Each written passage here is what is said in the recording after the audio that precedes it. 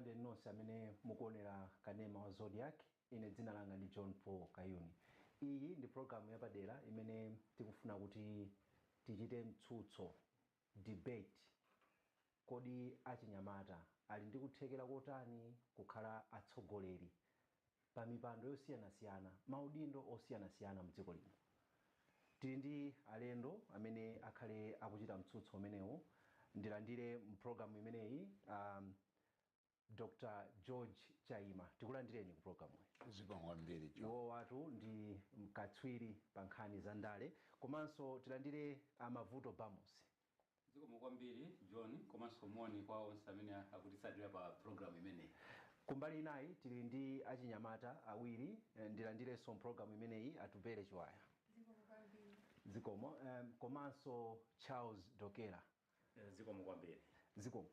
Muja ndafotokozera kuti programu iyi tikufuna timve achinyamata akhale akutiuza kuthekera kwawo, komanso kumbali inayo nawonso atiuza kodi amaona bwanji kuthekera kwa achinyamata, ali ndi kuthekera kapena ayi. Tiye ndikhale limodzi. Tiyambe programu yathu. Mwina ndiyambe ndi inu Charles Dokera. Kodi munthu wachichepere kapena wachinyamata ali ndi kuthekera kokhala mtsogoleri, kutsogolera ndithu kulamulira? Kalelo tili ku primary amkatiuza kuti achinyamata ndi atsogoleri amawa. Andi yakhala ili nkhani kuti achinyamata ndi atsogoleri amawa mpaka na lero lomwe. Koma kukamba chuchuchu achinyamata ndi atsogoleri alero. Ndipo ngati dziko lino lili ndi kuthekera kupita kutsogolo, kuthekerako kuli manja mwa achinyamata. Achinyamata ndi amene ali ndi ma skills panopa, amene akupanga adapt even ma technological changes, amene makolo amene anaphunzira skulu yawo 1950 sakuzidziwa. Panopo dziko la sintha. We are in what we call digital economy or digitalized world. Zinthu izizi zimene achinyamata abadwiramo ndi amene akuzivesesa, ndipo ndi amene ali ndi luso kapena ma skills ozigwiritsa ntchito. Ndiye tikafuna kuti dziko lathu lipite patsogolo, the best we can do is to tap into the skills and the knowledge of young people and not the old people. The old people are there kuthandizira kuti angotenga experience imene nayo yakumbuyoyo to impart into the young people. But the economy of this country and the progress of this country ili manja mwa achinyamata kukamba mosapyatira. Zikomo kwambiri. Kutanthauza kuti achinyamata ali ndi kuthekera kulamulira. Ndipo kuthekera kwakukulu kuli manja mwa achinyamata panopa. Tipite kwa atupere. Achinyamata ali ndi kuthekera kulamulira. Mene wayambira nzanga Charles kunena kuti kwa nthawi yayitali takhala tikuuzidwa kuti achinyamata ndasogoleri amawa, kapena pa chizungu kuti the youth are leaders of tomorrow. Panopa ndi nthawi yoti tisinthe kaganizidwe. Nthawi zambiri timangonena nkhani yosintha kaganizidwe kapena mindset change mwachizolowezi, komano ndi nthawi yake yoti tisinthe kaganizidwe, chifukwa mmene zinthu zikuyenera sikuti tinganene kuti achinyamata kodali ndi kuthekera. Achinyamata akupanga zinthu zimene sozo pakadali panopa. Achinyamata akusogolera mu zigawo zambiri ndithu. Tikatengeranso pa chiwerengero chathu cha ku Malawi kuti the demographic reality kapena pa chiwerengero achinyamata amadusa muna 50% ya chiwerengero, kusonyeza kuti ndi voice yayikulu kapena gawo lalikulu la dziko lino. Nde pamene akukhala mu mbali zosiyanasiyana akulamulira ndithu, nde sinkhaniso yoti mawa kapena kuti kusogolo, koma ndi zinthu zoti zikuchitika pakadali pano. Nde achinyamata ali ndi kuthekera, ndi reality yosatiso kapena kuti zomwe tikuyembekezera pasogolo. Chabwino, zikomo. Tiyambe mwina kumeneko Chaima. Mukamaona achinyamata inu ngati anthu akulu, mumaona kuti ali ndi kuthekera kutsogolera, kukhala atsogoleri? Tinene kuti kuthekera kuti akhoza kukhala atsogoleri kulipo ndithu kwa achinyamata, koma kuti achinyamata makamaka ngati amene tikukhala nawo masiku ano ambiri amakhala achinyamata onena kuti safuna kugwiritsa ntchito nzeru zawo. Luso lawo lambiri amadalira makina. Pamene anthu akuluakulu amakhala kuti akugwiritsa ntchito kwambiri nzeru. Chifukwa chake muvomerezana nane masiku ano achinyamata ambiri kwafunsa mafunso a zinthu mmene zimayenera zikhalire sangakuyankhenitu popanda kuyang'ana ndibayang'ana kaye pa foni ndione kuti AI kuti chani malingana ndi chikhalidwe chawo chimene akunena kuti masiku ano akuchita depend on kwambiri pa technology kapena digital lifestyle. Izi ndinganene kuti kawiri zimenezo zimapangitsa achinyamata kukhala anthu tinene kuti operewera nzeru akamayendetsa zinthu kapena chichewa chabwino tinene kuti amayikamo kwambiri chibwana chifukwa zimene akuchita sakuzidziwa bwinobwino chiyambi chake amangopezeka kuti mwina adumphiramo. Chifukwa chake mwina tikati tiyang'ane kumbali ngati ya ndale. Achinyamata mdziko muno akayamba ndale sapita patsogolo kwambiri zimathera mmalere. Chifukwa chani? Chifukwa chakuti amachulutsa kwambiri nzeru zawo imene akuti intelligence not wisdom. Pamene akuluakulu amagwiritsa combination of both intelligence and wisdom. Ndiye achinyamata inde akhoza kukhala be atsogoleri koma mavuto akulu ndi akuti samakonda kugwiritsa ntchito kawiri nzeru wisdom koma amagwiritsa intelligence, and that intelligence ndimeneso imakhala kuti not natural intelligence but artificial intelligence. Chabwino Abamus achinyamata mukamamona wachinyamata mumaona kuti kuthekera kulipo kutsogolera. Ndipo funso limenelo ndilofunikira kwambiri chifukwa ine ndimafuna kuti ndiziyang'ane zinthuzi pachikatikati mokhala ngati kuzipanga analyze tisegule uku tisegulenso uku. Choyamba chokuti tizindikire ndi chokuti pachiwerengero cha ife tonse amalawi amene tili mu dziko muno timati population ndiye kuti amene ali ochulukira ndi achinyamata. Inde ngakhalenso timanenanso kuti azimayiso ndi ochulukira komanso ndiye kuti mu azimayimo muli azimayi achichepere amenenso ali achinyamata ngati atsikana. Ndiye pamenepo pazikhala poyambira kukambitsana kwathu chifukwa chokuti ngati tikuti achinyamata akhali pasogolo pa usogoleri funso ndilo kuti chifukwa chake ndi chani.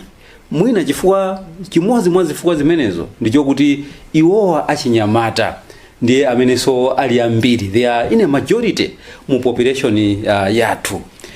Chifukwa chachiwiri kutengera mwaka fukufuku amene timakhala tikupanga kumbali ya ndale chifukwa ndikuyankhulanso ngati kuchokera ku Political Science Association of Malawi, Dr. Chaimaso ali mbali yomweyo. Ndiye tikamaunguza timayang'ananso chinthu china.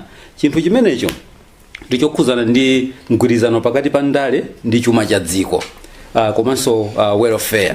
Ndiyeno zikuoneka kuti kayendesedwe ka chuma mudziko muno chimenenso chimayendesedwa ndi anthu andale amene ali maudindo sichikupindulira kwambiri achinyamata. Kotero kuti tikanena kuti nkhani ya umphawi poverty statistics in Malawi akumasonyezanso kuti amenenso ali mu umphawi wochuluka kwambiri ndi azimayiwa ndi achinyamata. Ndiye ndikuona kuti from the analytical point of view kuchokera pakafukufuku ndiye kuti achinyamata ambiriwa alidi kumbali yovutika pa dziko mmene likuyendera. Mfundo yotsatira pamenepa ndiyokhuzana ndi nkhani ya inequality. Timatero kuti kusiyana pakati pa anthu olemera ndi anthu osauka zikusonyezanso kuti mdziko lino la Malawi alimo anthu osauka koma ndi ochuluka kwambiri. Ndi ambiri mwa amenewa ndi achinyamatawa komanso azimayi. Anthu olemera alimo mdziko lino la Malawi ndipo zimachita kuonekeratu kuti koma dziko losauka ngati limeneli koma kupeza ena kulemera kwawo kochita kudabwitsa and alipo kagulu kochepa chabe, the rich few who are getting richer and richer. Ndiye ndikuona ngati pachifukwa chimenecho nchifukwa yake tikumamva Charles komanso atupere akumalimbikira pamene pakuti ife achinyamata tikuona kuti tikhale patsogolo. Koma tikayang'ananso kafukufuku akutipatsa chenjezo loyamba ndilokuti the majority of the youths tikawafunsa ifeyo ma political scientists tikawafunsa kupyolera mukafukufuku wina amatchedwa afrobarometer, achinyamata okhaokhawo khangati afunanso kuponderezana okhaokha. Mujanso zimaonekeranso ngakhale kwa azimayi amati puha down syndrome zimene zikuwa achinyamata zikuonekeranso chifukwa kafukufuku wina anatsimikiza kuti achinyamata atafunsidwa mafunso kuti kodi pakati pa wachikulire versus wachinyamata mungakonde kuti inu atakhala mtsogoleri wanu akhale uti. Zodabwitsa nzakuti achinyamata ambiri ananena kuti ife ngakhale tili achinyamata koma tikufuna kuti wachikulire ndiye akhale mtsogoleri pakati pathu. Atafunsidwanso funso lina kuti kodi mmene zinthu zikuyendera panopa ndi mbuyomu inu mukuona ngati pamene pali bwino ndi pati. Ndi achinyamata ambiri anayankha with muchingerezi timati a nostalgic feeling kumanena kuti ife tikulakalaka tita dziko lili kana mayendesedwa ndi mmene zinthu zimayendesedwa ndi akuluakulu amene amasogolera dzikoli mbuyomo. That kind of nostalgic feeling imakhala ngati kuti achinyamata pakati pa okhaokhanso akuzichosera malikesi kuti ngakhale kuti tifuna tikhale pasogolo koma tikayang'ana muzochitikamo ambiri akunena kuti komabe akumenera kuti atisogolere akhale wachinyamata. Inalipo nthawi pamene ndikumva mkota komalizirako, inalipo nthawi imene boma la mbuyomo limapereka ngongole kwa achinyamata zimatchedwa kuti ngongole za YEDEF, Youth Development Enterprise Fund, and achinyamata ambiri analandira ndalama zimenezi koma kafukufuku anasonyezanso kuti a majority of achinyamata omwewo repayment rate ya ngongole zimenezo inali yochepa. Achinyamata ambiri sanabweze ngongole, nkutheka kuti likhozanso kukhala vuto la ngongole zimene zikuchitika pano pa ngongole za NIF. Ndiye tikayikano mfundo ziwiri zikulu zimenezi pamozi zikhozana kuyamba kuti pasa chikhulupiriro pa mawu amene amanena Dr. George Chaima kuti penanso achinyamata ali ndi chibwana amatha kupasidwa mpata kuti asogolere dziko komano dzibwana ndikulolera mmene muja. Achinyamata ambiri amathamanga magazi ena amatero, ndiye kumpatsa munthu othamanga magazi kuti akhale president mukhoza kuononga nazo dziko. Achinyamata ambiri kuti tiapase maunduna ochuluka mapeto ake kukhoza kuchitika chipwirikiti. Ndiye mfundozi zili pawiri pamene papa atupere akuti kuthekera kulipo koma kumazasokonekera ndi kuti achinyamata simugwiritsa ntchito moto wanu mumadalira amati AI kapena zina zotero za makono kuthekera panokha palibe. Pamene baba ndisuse ndithu inde tiona kuti ndi kusintha kwa zinthu pakubwera zinthu ngati AI technology kungai kusintha komano kutengera ni mene dziko lapasi likuyendera kuti we live in a globalized world. Sikuti tingamaone Malawi payo khai koma tikuyeneka kuziwika Malawi komanso achinyamata ku Malawi ndi mene dziko lonse lapasi likuyendera. Ndeno kugwiritsa ntchito technology kapena kuti artificial intelligence sizikutanthauza kuti achinyamata sakugwiritsa ntchito munthu wawo. Kagwiritsidwe ntchito kake kamene ukupangira ndi AI itakupangisa kuti ukhale osiyana ndi wina wake kuti sakugwiritsa ntchito. Ndipo amene achinyamata kupanga embrace ma technology ngati amene sizikutanthauza kuti sakugwiritsa ntchito munthu wawo koma akuzindikira kuti dziko lili kusintha. Anthu kunjaku akuyuza ma technology amene wakuti akathe kutukula dziko lawo, akathe kupanga ma innovation osiyana-siyana, akathe kupanga zinthu zoti sizinachitikepo. Ndiye ifeyo ngati Malawi sikuti tingangokhala kukakamira mfundo zomwe zinalipo kalekale koma zomwe sizikutithandiza. Mutha kuona kuti tadusa kuchokera 1994 kumafika panopa kuti dziko lathu lilibe losauka. Anena kuti achinyamata timangoyuza intelligence pena osati wisdom koma you can see how wisdom yatitengera kufika siku la lero kuti wisdom imeneyo yatipangisa kuti tikhalebe osauka. Wisdom yokhayo yatipangisa kuti tisakakhale ozimira payo kapena kuti self reliant imene tikukupangira mu vision 2063. Ndi nthawi yoti tiyeneka kuziyang'anaso kuti mmene timapangira zinthu zathu tipitirize mmene zinalili kapena tipange zinthu zina zosintha. Ndiye kukhala ni maloto kapena kukhala kuti idealistic mene achinyamata ambiri amaganizira sikuti ndi vutoyi komano tikuyeneka kuti tizindikire kuti pamene tikukakhala ndi maloto kapena pamene tikuyuza intelligence artificial intelligence ndi zina zotero tizikhalanso very grounded kapena tikuona zinthu zomwe zili pa ground kuti takhala tikuponderezedwa kwa nthawi yayitali tingapange chani kuti zinthu zisinthe ndeyinde kusintha kwa kaganizidwe sikuti kungochitira kwa akuluakulu okha komanso pakati pa achinyamata kuti tiyeneka tionese kwa anthu akuti tabwera ndipo tili serious kuti iso iwonso akathe kutitengera serious ndeno pa nkhani yoti achinyamata mwina timakhala opanga chibwana kapena kuthamanga magazi takunena kuti zibwana sizimatengera msinkhuyi chifukwa takhala tikuona anthu akuluakulu akuyima pamalo olemekezeka akuyankhula zinthu zodabwisa kuti ifenso achinyamata kumati chikuchitika ndi chani ndeno mwina zonsezi zikhala zoti achinyamata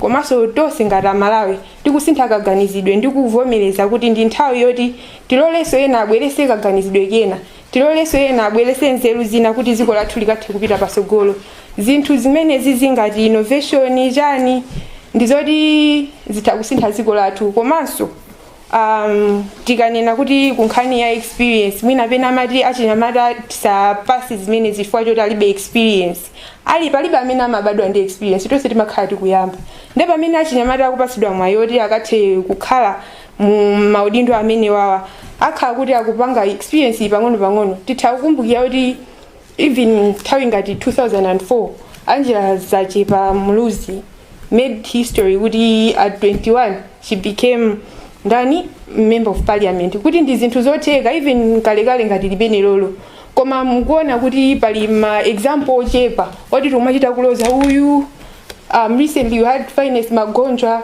as a female youngest female member of parliament as well ndi zinthu zomvetsa chisoni kuti tizitha kukhala ndi anthu owerengeka kuti pazanja limodzi tikuwerenga kuti achinyamata ndi awo osati chifukwa choti alibe kuthekera iyayi koma chifukwa choti akhala akusekelezedwa kwa nthawi yayitali kuti achinyamata ndi amene alibe kuthekera kapena ndi azibwana kapena amathamanga magazi koma taona anthu amene wali achichepere koma akubweretsa chitukuko m'madera mwawo nde pa nkhani imeneyi nditha kungonjezera chonse. Charles akuti phuma achinyamata mmakhala ndi phuma kwambiri moti mapezeka kuti mukukanika kutsogolera komanso panokhanokha mmakhala kuti simukukhulupirira naye akunena kuti tizamuliridwe ndi akulu omwewa. I think kuyankha mwa straight zimene anena Dr. Jaima ine sindikudabwa kuva yankho ngati limene lolo. I think he is typically representing gulu la akuluakulu amene chikhulupiriro mwa achinyamata alibe. These are just mere stereotypes, assumptions which suggest kuti achinyamata sangakwanise kupanga zinthuzi. And again he has equally exposed kuti gulu la akuluakuluwa ni anthu amantha to see new things coming into play. They are resistant to change. Mmene nafotokozera poyamba kuti the best skill that we can take advantage of kwa achinyamata ndi technological advancement which we have now. Akuluakulu tikakamba za technology samazikhulupirira chifukwa chani sakuziziwa nthawi yawo technology kunalibe pamene achinyamata ndi amene ali nthawi ya technology they have those kind of unfounded fears. Mwachisanzo they are referring to AI. AI is something that is bringing a new invention, an innovative idea that is making some things easily done. Something that can take mwachisanzo 2 days. You can do it within maybe some hours. The efficiency in terms of working, productivity will be high. Koma izizi nzimene ndikaganizidwe komwe kukajamana kuti if we bring mechanization mdziko Malawi mnomo ndekuti anthu ambiri ntchito iyathera. They still want kuti tizigwisabe ntchito makasu ndi nkhwangwa. When they say a tractor can till the same land within 48 hours anthu ganyo azilima kutiko, then the whole nation is still suffering ndi njala. Chifukwa chani resistant to change. This is the very same mentality. So what we are saying is these old ideologies they have failed us big time. Let's embrace new technologies. Let's embrace new energies which are only found in young people. If we are to succeed as a nation, we need to adapt for change. If we are to still to be stuck in 1950s, indeed, tizikhala mdziko ngati kuti mwina kamuzubanda akadali moyo. Nkhani ndikaganizidwe kachikale we have to bring some changes. Now, if you look at the other thinking which Dr. Jaima is exposing, it's just ageism. fears of unknown kuti munthu ngati ndi wachichepere therefore ali ndi zibwana. I can tell you even zitsiru muzima karamba. So si wina aliyese amene ali ndi imvi ndekuti ni munthu amene tonera kuti timusiyire dziko just because ali ndi imvi. No. Wisdom it's on a person to person basis. We are not just saying kuti Achinyamata onse ali ndi kuthekera. We recognize the fact that among the young people pali ena ndithu ayi ndithu munthu mulibe china chilichonse, but the majority of them, they have gone to school, they have skills, and some of them are experts in even these new technologies. They can lead this nation much better than the so-called old people. Pakati pa akuluakulu ena, we should also recognize kuti pali experience agwirapo ntchito nthawi yayitali. We can say akuluakulu aphunzitse ntchito ana, but at the same time akuluakulu asapereke gap kuti ana mulibe experience. Ndengati anawo mzingoti mulibe experience ayipeza bwanji. You have to assimilate those young people. As you retire, they should be up. That's why panopo akuluakulu ambiri amachita mantha kupanga retire. Chifukwa chani? Angozolowera that in their comfort zone. Okay? Panopo ena amba kuonjezera even my retirement age from 60 to 65, ena to 70. I'm telling you, kutsogolo kunazanena kuti death should be the retirement age. Now, Mr. Bamusazo equally made some points. Amene akufotokoza za kuti majority ya population yathu ndi Achinyamata. Koma if you look at economic disparities, you find that the very few akuluakulu ndamene akupanga hodi chuma cha dziko. Those who are in majority, they are languishing in poverty. So such kind of economic disparities, they are creating a situation that young people, even if they have got skills or they're capable of leading, but they do not have the capital that can expose their skills. And the very same stereotypes are entrenched even among the young people themselves. Why? They are not empowered. So it's not surprising to hear somebody saying, even Achinyamata noka mukumanena kuti kuli bwino ati tsogoleni munthu wankulu. Nkhani ndiyo na kuti even mutafusa zimayi azakuzana kuti president asakhale wachizimayi. So it's not just about young people. It's the very same stereotypes which are being forced and entrenched in young people and women to see themselves as inferiors, incapable of doing anything. So ndikaganizidwe chabe. It's not that young people are incapable, but it's just the mentality that have been there and have been repeated time and again that you are incapable, and they have started believing that maybe we are really incapable. But the truth is, young people are capable of doing more.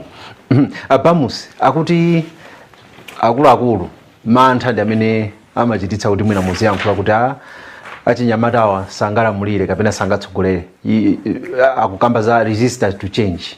And maybe before Bamus asana lowemu panopa tikaona dziko la Malawi limene lilili anthu akugona pa mzere wa sugar lolamulidwa ndi anthu akuluakulu, anthu akugona pa mzere wa fuel dziko loyendesedwa ndi anthu akuluakulu.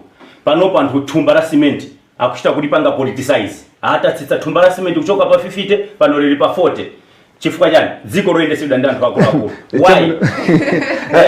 If anthu akuluakulu anali anthu anzeru oti amatha kuyendesa zinthu, we wouldn't have been in a mess as we are today. Bamus, akuti resistant to change mwina zimene zikuchititsa kuti zinthu zina ndi zina zisamayende. Komanso akuti tu zibwana siziona msinkhu. Paliso anthu ena akuluakulu amene amachita zachibwana. Ndiye mukati Achinyamata mwina sangatsogolere chifukwa cha zibwana, mwina muyankhapo chani pamene? Fundo imeneyo ndiyofunika di kuizukuta mozama ndithu. Ndipo ndimamvesera mwachidwi imenenso atupere amanena pa nkhani imeneyi yokuti zibwana sizimatengera msinkhu. Pena mwina tikhoza kugwiza naye atupere komanso Charles. Chifukwa di tikaona mwina chisanzo china ndi kuti kwacha devaluation kwambiri kuchitika mu nthawi imene akusogolera zimenezi ndi akuluakulu omwewo, komanso tikaona corruption imene ikuchitika akuluakulu kwambiriso ali momwemo. Komabe atupere ndi Charles komanso Achinyamata nonse ndimafunabe kuti tikutsimikizireni kukuunikirani komanso kukuchenjezani kuti zibwanazo zimakhala ndithu ma level angapo. Ndipo zikupezeka kuti zibwana zapakati pa Achinyamata zimakhala zofuna kuonjezera ngati kunjoya chotero. Mwina ndimafuna nditsimikizire pamene popo kuti akuluakuluwa inde akhoza kumapanga zibwana, kumapanga ma corruption amene tikuwaonawa, rising in cost of living panopa katundu wa mitengo akukwera amene kunenera Charles. Inde akuluakulu amenewa akulimbikitsanawo zimenezi. Komano achinyamata mulinso achinyamata inanso mkatimo ndipereke mwachisanzo ma structure azipani zathu kuno ku Malawi, the structure of political parties mmakhala ndithu usogolerinso wachinyamata mmene muja ndiye kuti kuli ma youth wing, kuli ma directorates of youth, ndiye timathano kunena ngakhale mboma momwemu ndithu Ministry of Youth ndi zina zoterozo tikhozano kunena kuti zibwana zimenezi zikuchitika pakati pa magulu onse.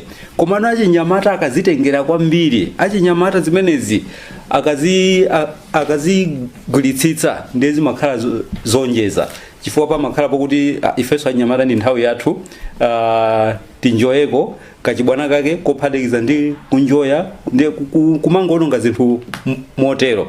Koma taonani kuti malamulo athu akuti bwanji. Lamulo la dziko la Malawi likuti wachinyamata ndi aliyense amene wayenda mtunda kufikira zaka zingati pa zaka 35.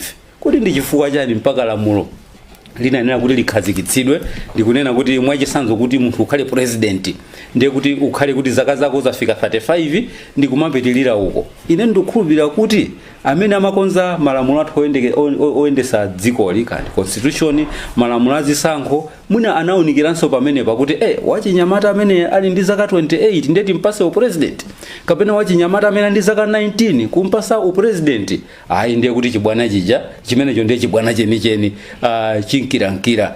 Ndiye ine ndimafuna kuti ndiunikire kuti indi achinyamata akhoza kukhala pa usogoleri, takhala tikuziona maiko ena ndithu wachinyamata kapena kuti wachichepere ngakhale kuti wadusa pa zaka 35 koma ena mpaka zaka 41 timathabe kunena kuti adakali wachichepere nthawi zina, ngakhale timati legal definition of wachinyamata wadutsapo. Komano kungoona ndi dziko mene lili timanenabe kuti mpaka zaka 40 adakali wachichepere, mpaka zaka 45 koma zimayenda maiko ena anzathu zakhala zikuenda motero.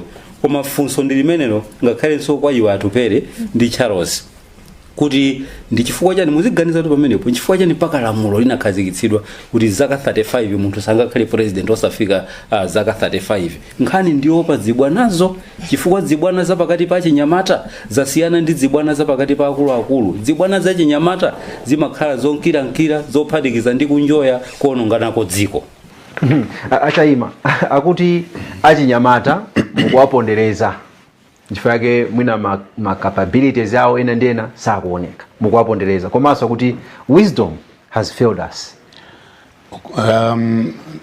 Response ya anyamatawa yaonetsa ndithu kuti ndachinyamatadi chifukwa munthu ukamayankhula uzitsatira mawu amene akuyankhulidwa, kapena pa chizungu tinganene kuti analysis.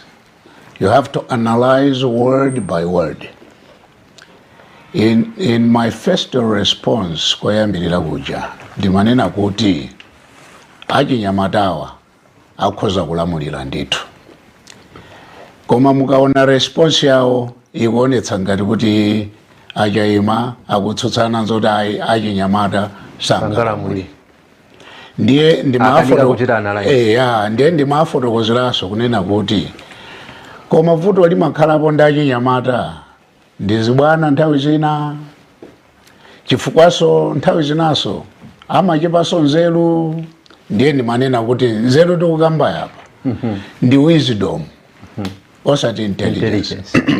Mwina mmene mwaonera kufotokoza kwawo anyamatawa makamaka Charles muonaso kuti mkwachibwana zedi chifukwa chakuti sakutha kukwanitsa kusiyanitsa bwino pakati pa intelligence ndi wisdom.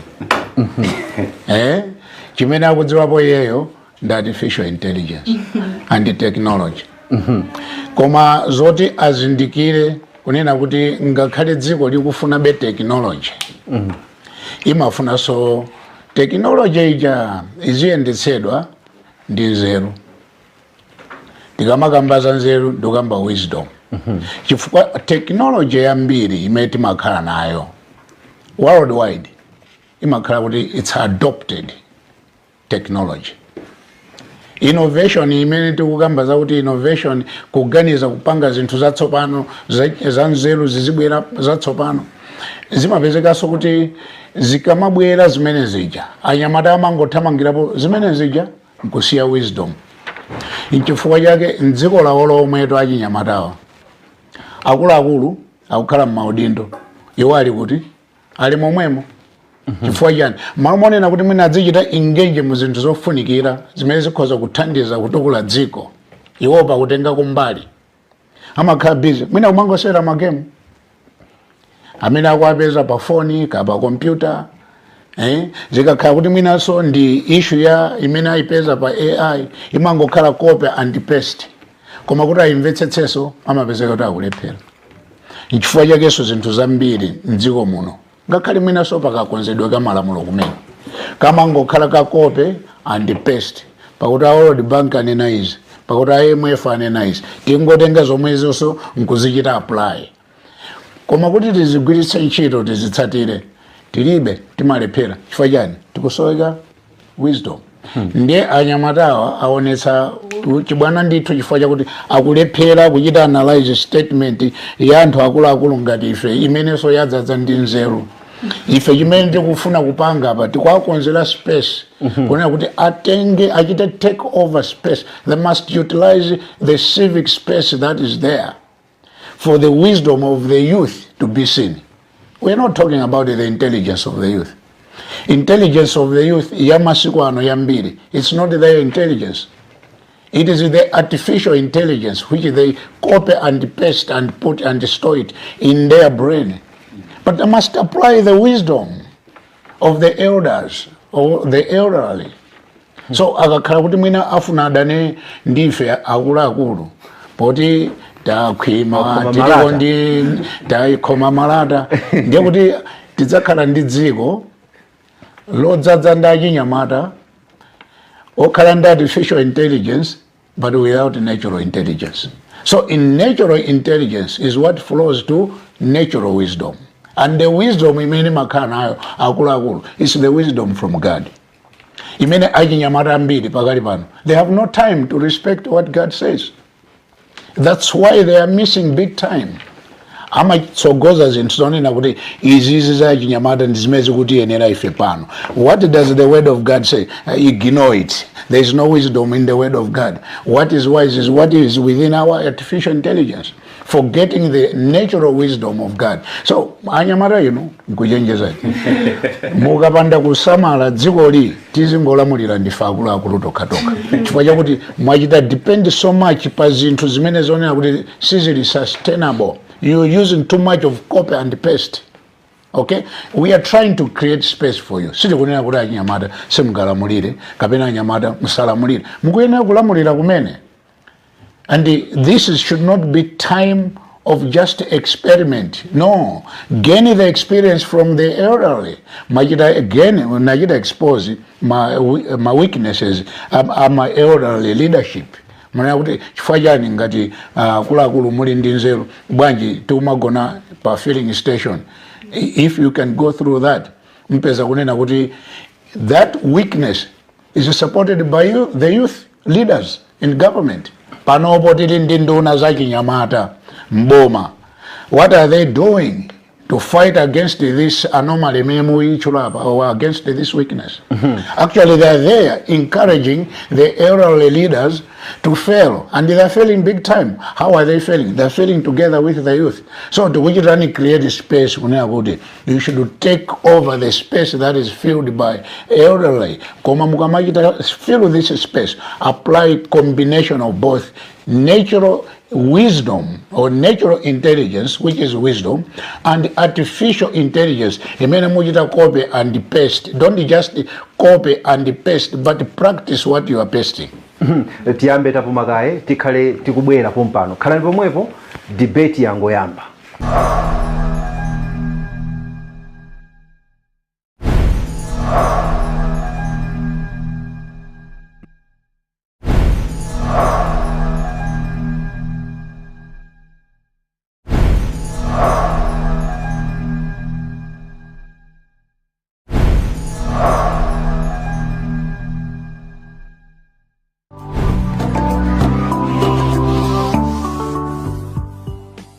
Tikulandireni kachikena mu mtsutso umenewu umene tikufuna tione kuti kodi achinyamata ali tikuthekera kutsogolera kulamulira kapenayi.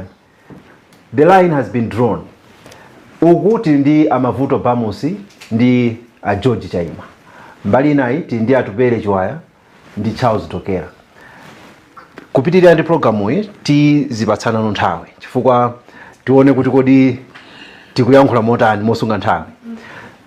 Ndiponye kumbali ya achinyamata sindisankha kuti ayankhule koma tikupatsani 2 minutes aliyense kuti mufotokoze bwinobwino.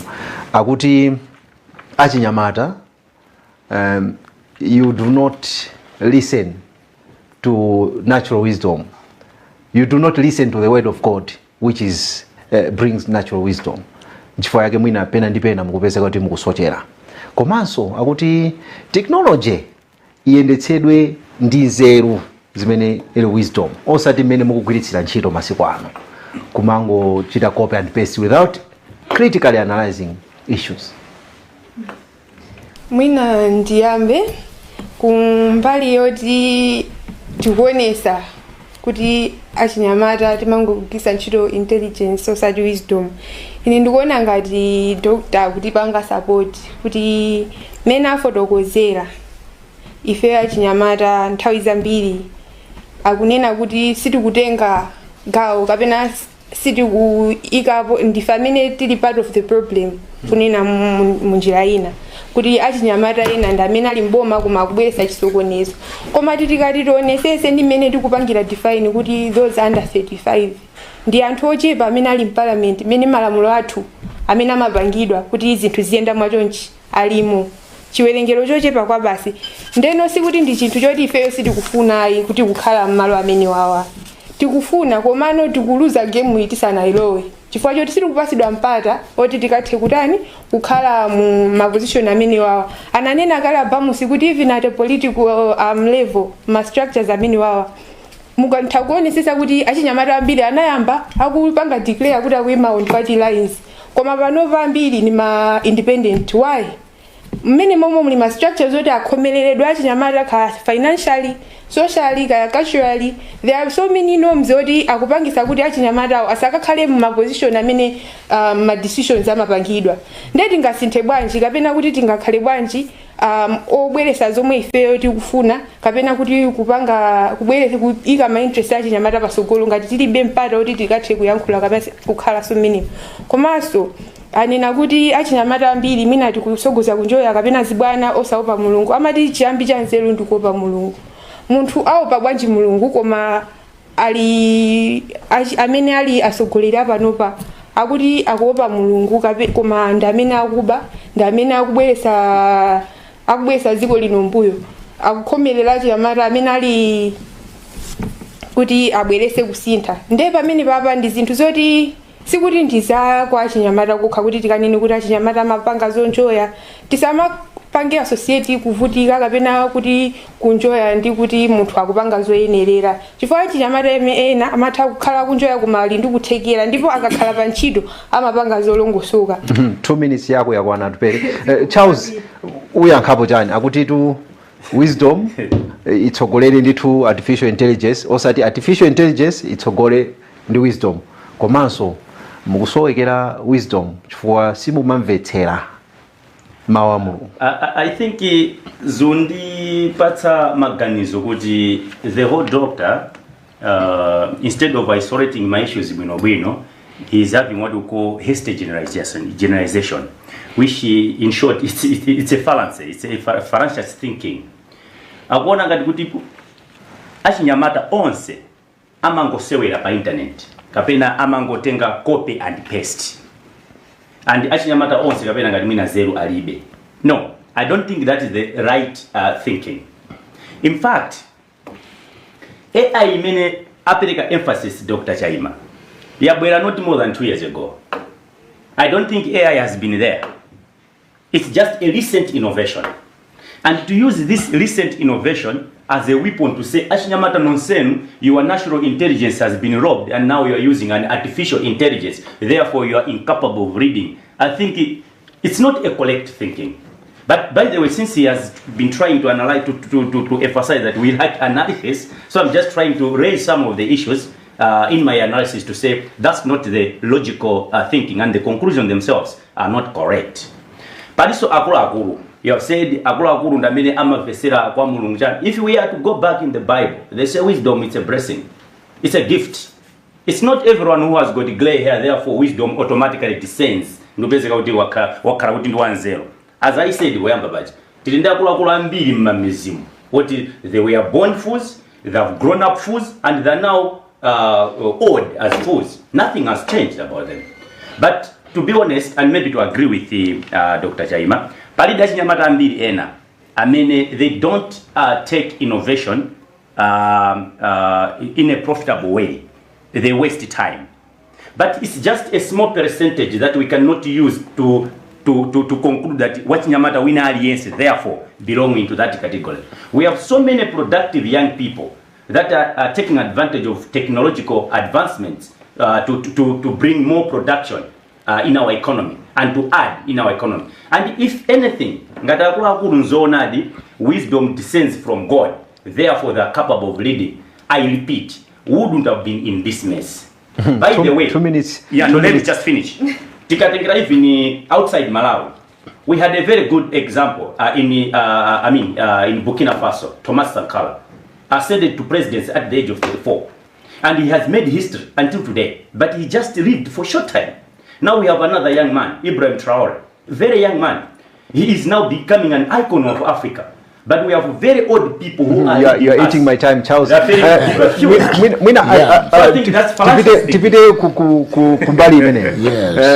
Akuti adandaulabe akuti mukupitirira kuwakhomerera. You are not giving them that chance.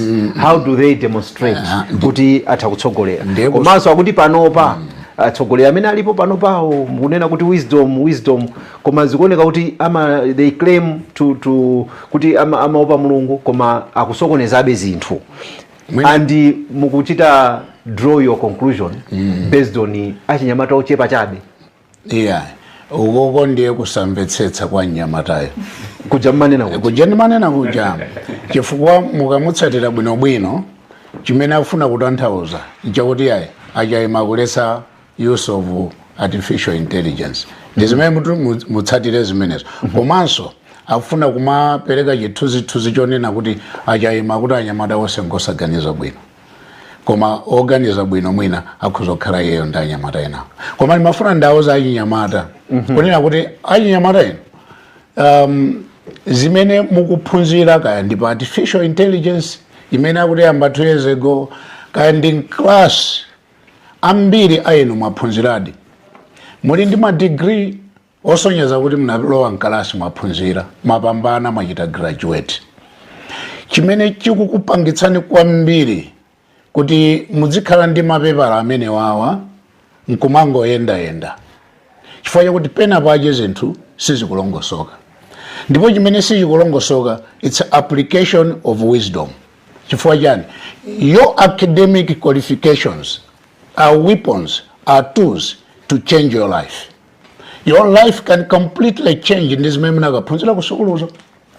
Ndipo anzano amagwisa ntchito nzeru ndipo nzeruzo ndi certificate kapena degree mene muli nayoyo. Koma mukati mudikire kuti mwina president yakuti andipangira ntchito, he will promise you jobs but you never get one. Use the weapons that you have. That is wisdom. But if you want to use those papers complaining, nobody is going to create jobs for you. Use the tools that you have. Today, different person in Yitanzo, Mujikonde, Musajikonde, Tiliku Zodiac Broadcasting Corporation.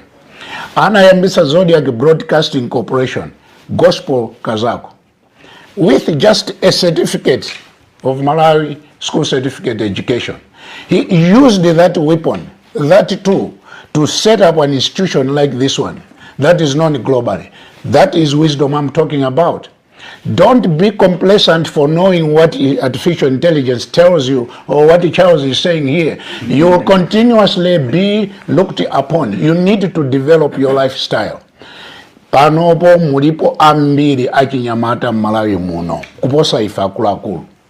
Mukhoza kukhala mmene mulili ochuluka koma opanda ntchito and complaining 24/7 a day because of the mentality imene munena ngati apa. Ifeyo we are creating space for you ngati akuluakulu kunena kuti take over leadership.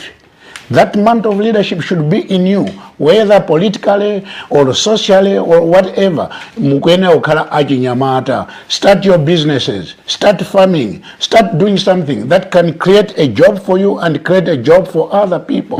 2 minutes, Abamus. Mukuwaponderezabe akuti.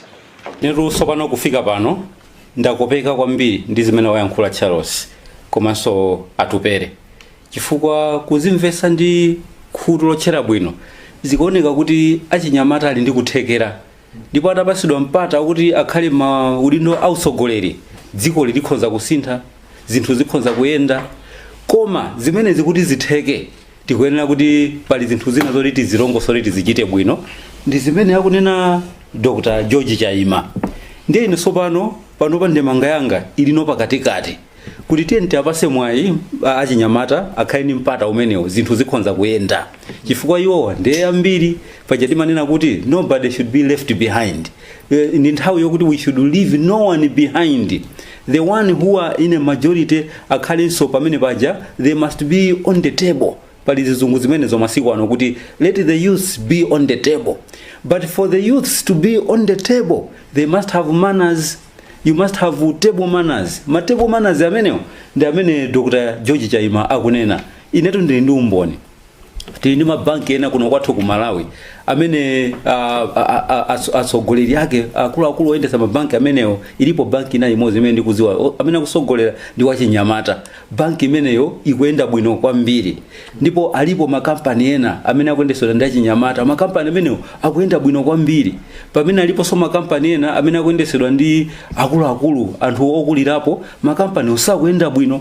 Ambiri ayiwo ndi maparastatals. Muzaone ma statutory corporations athu ambiri kuno Malawi kuno ndiye kuchimake kwa corruption kulotsa ndale muzochitika zimenezo akuyambisa zimenezo sachinyamata.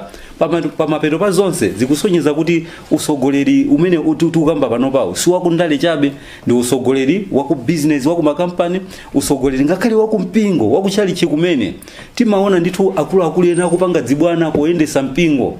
Achinyamata ena so akalolera pamene paja nawonso chifukwa so cha zibwana zina zimanena zija zimachitika ndithu, koma achinyamata ena akuyendesa bwino mipingo, akuyendesa bwino ma business, akuyendesanso bwino ngakhale kumawingi azipani ndithu. Pomaliza penipeni ine ndimaona kuti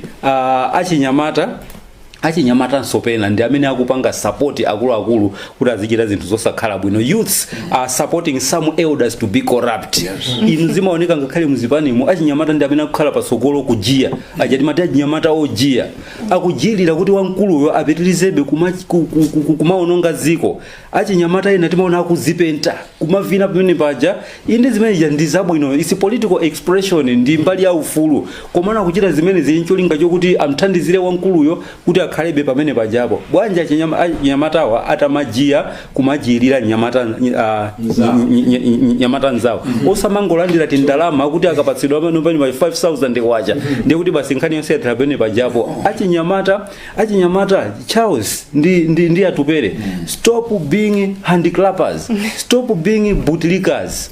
If anything, you must be the ones on the forefront. Ndipo mwina somwa inde omwe kuti pa 16 September tikupita kuchisankho. Ine ndikulagala ntaona achinyamata ambiri magulaji na chausiwa ndi ena ambiri amene apanga nawo vai maudindo atavoterera ndi kukhala pene paja osati kuti kumangompera m'manja akuluakulu.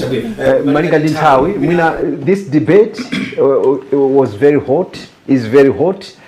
Ipitirira debate imeneyi koma pano bwanji tikusiyeni chifukwa nthawi imene tinapatsidwa yatha. Ndithokoze kwambiri Dr. George Chaima kuti munabwera kudzakhala nafe pa mtsutso uno amavuto pamusi. Tikuthokozeni kwambiri chifukwa munapeza nthawi.